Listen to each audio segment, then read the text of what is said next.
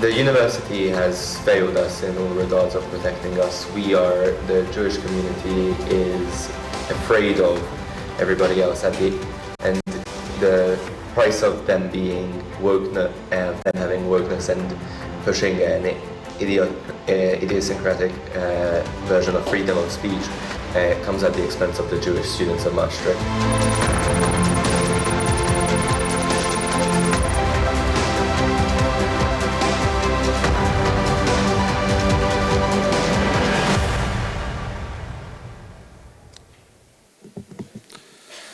Ladies and gentlemen, to wrap up this short segment, it is my great pleasure to give the floor to another bright, proud Jewish student, Miss Chloe Santaub, a Londoner like me and a British student. Chloe, please join us.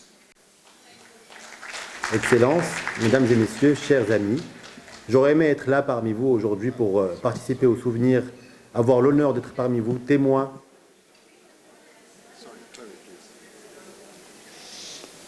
Good evening. My name is Chloe Santaub. I am a 20-year-old British politics student at a University of London affiliated institution. When I went to university, like all students, I was looking forward to years of fun, making lifelong friends, engaging in academic discourse, and expanding my horizons.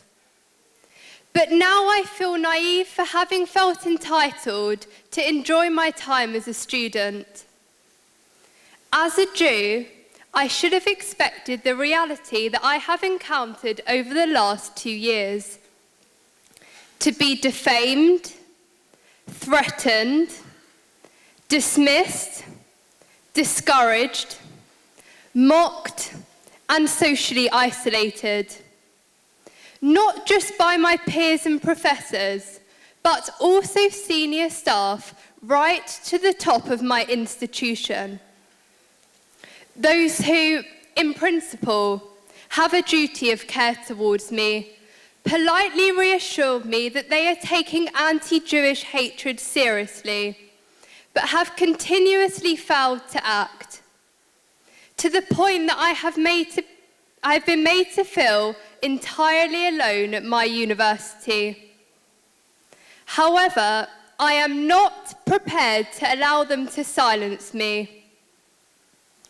There is a relentless environment of hostility for Jewish students and scholars on European campuses.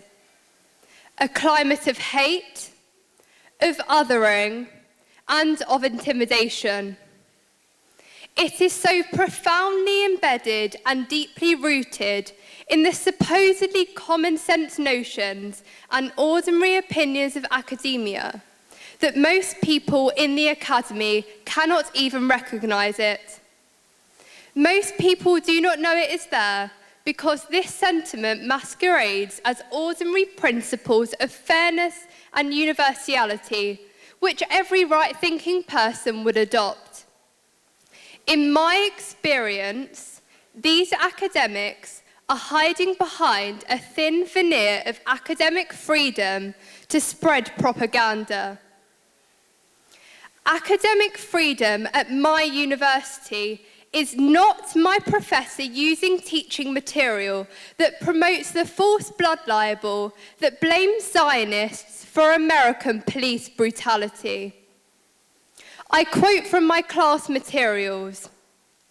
Zionist law enforcement tactics like tear gas and rubber bullets are being used against a small community of organizers and activists here in San Diego, tested on Palestinians by Israel and deployed on black and brown bodies by the United States. Academic freedom in Bristol is not calling Jewish students pawns of Israel. Academic freedom in Glasgow is not inviting a pro-Hamas speaker to campus. Academic freedom in Barcelona is not allowing a Nazi flag to be displayed in the university entrance. Academic freedom in London is not a pro-Israel speaker being threatened with violence and intimidated off of campus. Academic freedom in Torino is not allowing a conference about the collusion of the Zionists with the Nazis. I did not expect to take on the mantle of the Israel defender on campus. But like most Jews, Zionism is an integral part of my Jewish identity. So I feel that I am without a choice. I have to stand up against this hatred and engage with the animosity. If I am the only one who can challenge these falsehoods, these libels, I have to stand up and challenge the defamation of my people. Those of us who do have the temerity to speak up and resist, we draw the fire onto us. We are treated as vulgar tribalists. We are the people who have forsaken the universal for the particular. People who betray the values of scholarship for venal and vile hidden motives. And I am fed up with my identity and anti-Jewish racism being up for debate. I did not sign up to jeopardize my prospect of graduating with a top-graded degree because I cannot sit back and allow these falsehoods to go unchallenged. Universities seem to consider that raising the issue of anti-Semitism is more problematic than the anti-Semitism itself. I have been told that I falsely accused my professors of anti-Semitism when they shut down my explanations of the false material they were presenting. Instead of beginning the discussion by saying, let's look at anti-Semitism and understand it, they begin their discussion with, let's look at how the Jews or the Zionists work to silence criticism of Israel by pretending it is anti-Semitic. Academics are sustained by a community of co-thinkers, group thinkers, where peer review and conferences contribute to the culture of everybody says. And it is in that culture that today's students, the next generation of thought leaders, are being groomed into believing anti-Jewish perspectives and libels against the Jewish state. I have experienced all of this and note that my university, like hundreds of others across Europe, has adopted the International Holocaust Remembrance Alliance working definition of anti-Semitism. IRA is a great starting point to combating anti-Semitism, but it is clearly not the end point.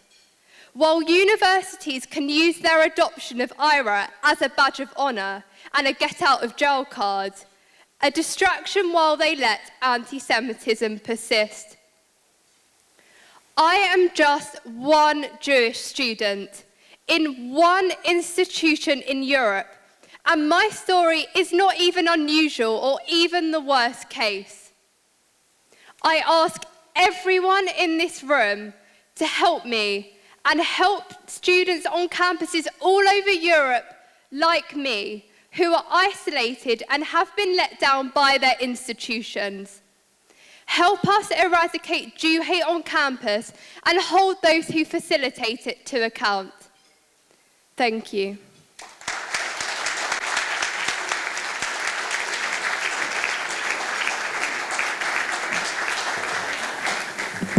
Thank you, Chloe and Yvonne. Ladies and gentlemen, we reiterate, universities are turning into hotbeds of hate.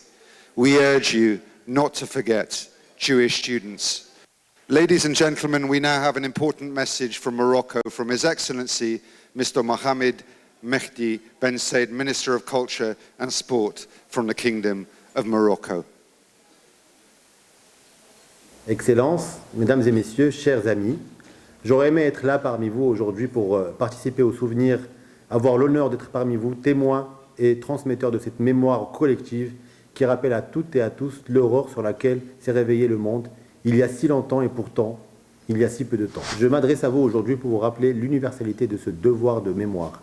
Il n'appartient pas à un groupe de personnes d'exercer ce devoir à la différence d'un autre, tant que les dangers de l'extrémisme demeureront présents et bien après.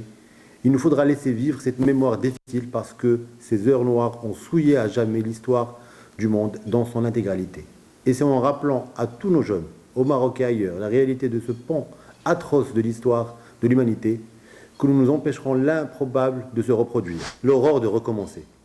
Cette réunion se tient à un moment où de plus en plus d'idéologies dans le monde s'inscrivent dans les logiques d'exclusion et de rejet de l'autre, laissant prospérer dans des contrées hier encore érigées en exemple un discours de haine alimentant le racisme, l'islamophobie et l'antisémitisme.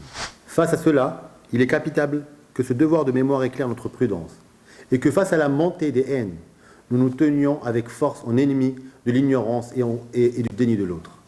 À travers son histoire, notre pays, le Maroc, a su illustrer de manière éloquente la coexistence paisible et fraternelle entre peuples et religions, en faisant vivre cette riche histoire de judaïsme marocain, aujourd'hui consacrée dans l'identité nationale à travers la Constitution et les programmes scolaires. Terre d'islam, le royaume du Maroc, à travers le courage de feu, le roi Mohamed V, a su opposer une fin de non-recevoir à la barbarie et sublimer par sa singularité une communauté de destin qui se nourrit des civilisations amazighes, juives et arabo-musulmanes. En protégeant ses sujets juifs, Sa Majesté Mohamed V a non seulement refusé d'associer son pays à ces atrocités, mais il a également donné toute sa portée à la commanderie des croyants, sans distinction de religion entre ces sujets juifs ou musulmans. Nommer l'innommable, raconter l'inracontable, c'est ce qu'aujourd'hui nous nous attachons à faire au quotidien. Sous la conduite éclairée de Sa Majesté le roi Mohamed VI, que Dieu l'assiste, le royaume du Maroc s'emploie à faire vivre la mémoire juive au Maroc, à la faire prospérer et à perpétuer le message de ses glorieux ancêtres. Notre gouvernement s'évertuera à consacrer la durée de son mandat au courage et le dialogue, les échanges culturels, l'ouverture sur le monde chez les jeunes Marocains. Merci à vous et bon courage.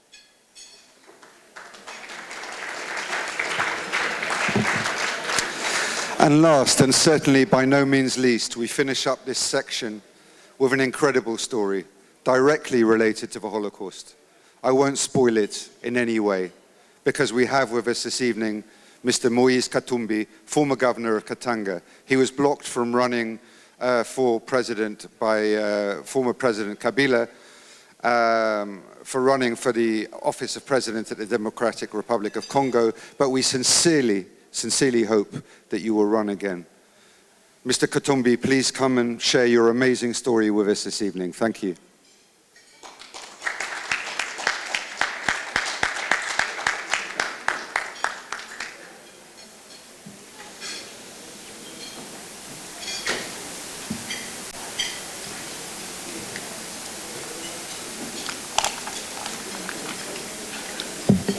Good evening.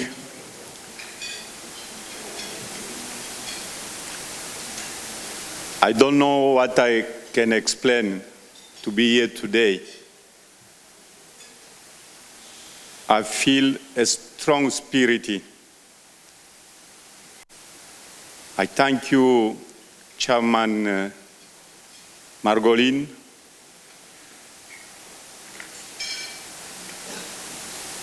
and all the guests.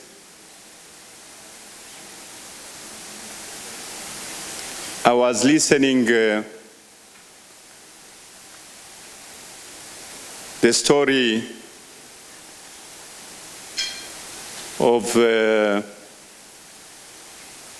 chief rabbi who survived. My great parents died also in the Holocaust.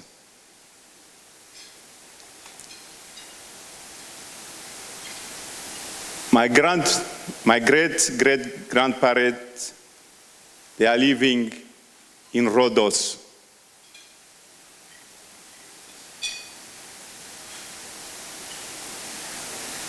My great-great-grandfather was doing business I can't tell you what I'm feeling to stand here and talk about it. I never believed one day I will be invited here. Before the German arrived, 2 days before, since he was a businessman, somebody tipped him to say, the German arrived, they are going to arrive. He told his son, my father, to run away and to follow his sister, which was married in Congo. At that time, where I was a governor, in 2007 and 2015.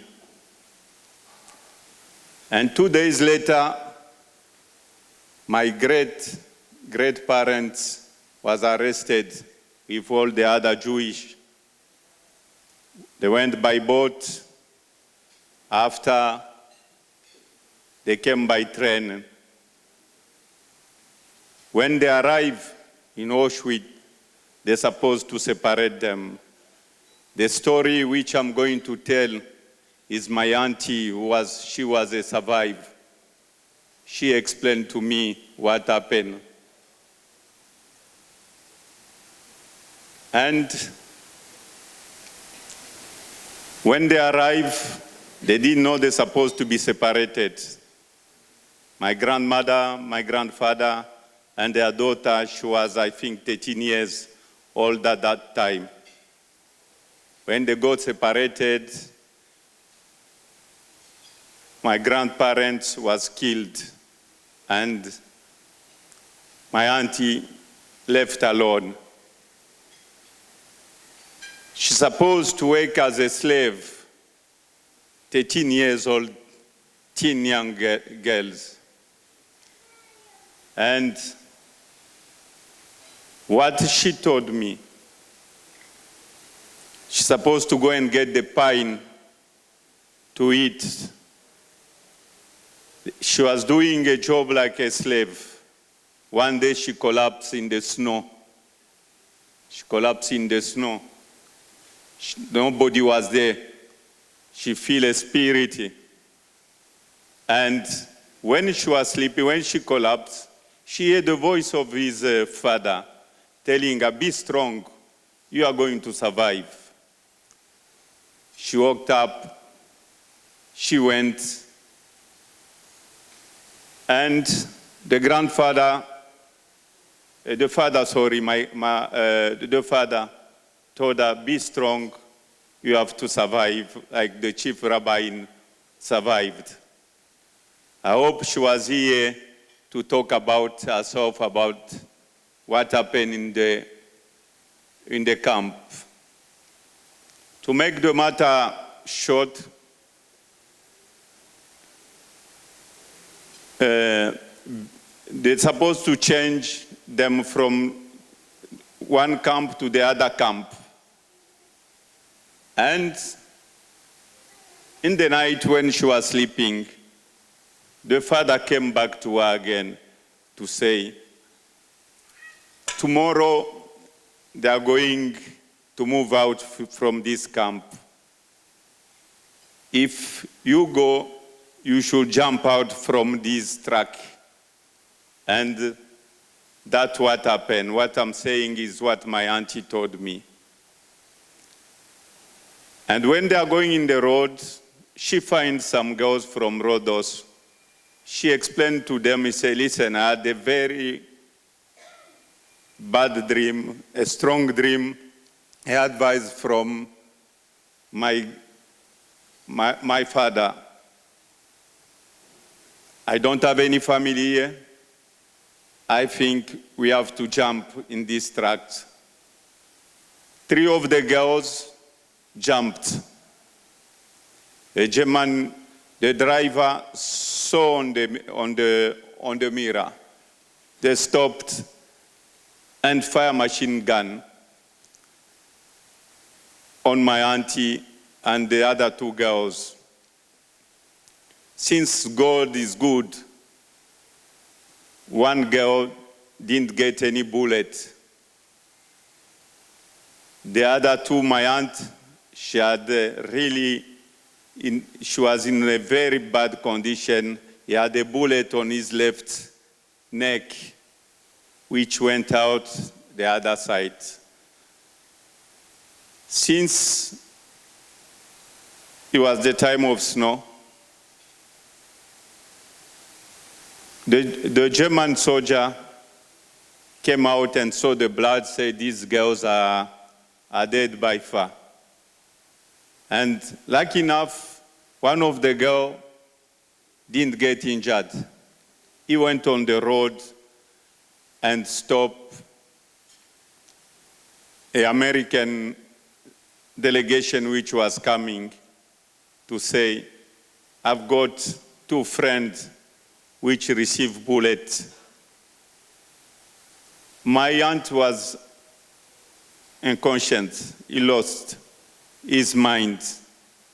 I forgot to mention something very, very, very important. Before she jumped in the car, one day before they're supposed to change them, his father came and told him, listen, you should, every Friday before Shabbat, you should light a candle. And she didn't know where she was. She lost everything at that time because she bleeded a lot. His other girl, all the arm was broken in pieces. My auntie, she was on the coma for 2 weeks. She didn't know where she was. Poor young girl.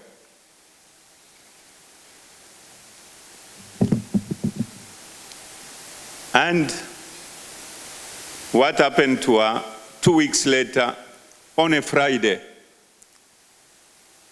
She survived. And asked the nurse, can you light a candle for me? So the nurse said, maybe she becoming crazy, she have lost her brain since she had a bullet on the neck. She was very weak. She just said one word, can you light a candle for me? 2 weeks later, she explained to say, I need a candle on Friday, on Shabbat, which they light the candle for her. When she get old, she told me, she said, she want to go and rest in peace in the Holy Land. I managed, and his son, which is a doctor in Israel, to go back to Israel. She got sick on Friday before Shabbat. She asked for the candle. This was, I think, if I've got good memory, on the 28th of October 2017. And she passed away after Shabbat. She passed away after Shabbat. And at that time when she was in the concentration camp, she didn't know where his brother went because my grandfather told him to run away. He crossed the sea to go to Turkey. After Turkey, my father went to Morocco as 18 years old boy. And he went to Congo to see his sister. And this is where my father got married to my mother. My mother, she's black, she's a Congolese woman. To cut the matter short, I don't want to take it so long. I know people are very tired. I was doing my business and I entered in politics to help the people. I was the best elected governor of Katanga in DRC. When I wanted to stand to say, I can compete if I can get elected, I will become the next president. Former president forced me in exile because my father was Jewish.